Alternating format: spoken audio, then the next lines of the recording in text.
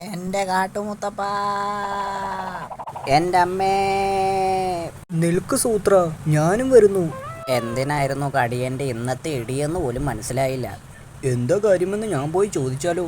ഏയ് വേണ്ട വേണ്ട, താൻ പോയി മൂങ്ങാവെതിരെ കണ്ട് വല്ല മരുന്നും വാങ്ങിവാ. നമസ്കാരം.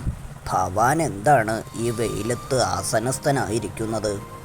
താനാരാ? എന്തു വേണം? ഭവാൻ ഇങ്ങനെ സംസാരിക്കരുത്.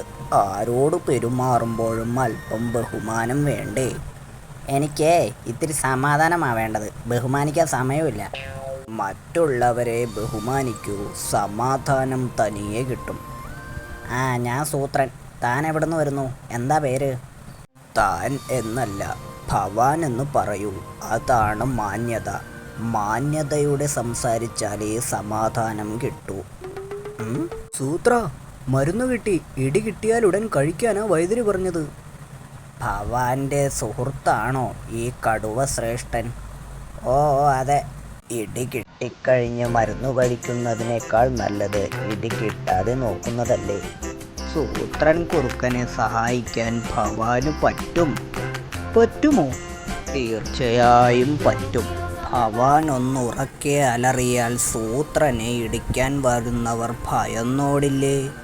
അത് ഞാൻ അറിഞ്ഞില്ല. സൂത്രോ, ദേ ഒരു കാട്ടുപോത്ത് തന്നെ തല്ലാൻ വരുന്നു. ഞാൻ പറഞ്ഞ കാര്യം പരീക്ഷിക്കാൻ പറ്റിയ സന്ദർഭം. ഭവാൻ ഒന്ന് ഉറക്കെ അലറിയാൽ സൂത്രൻ രക്ഷപ്പെടും.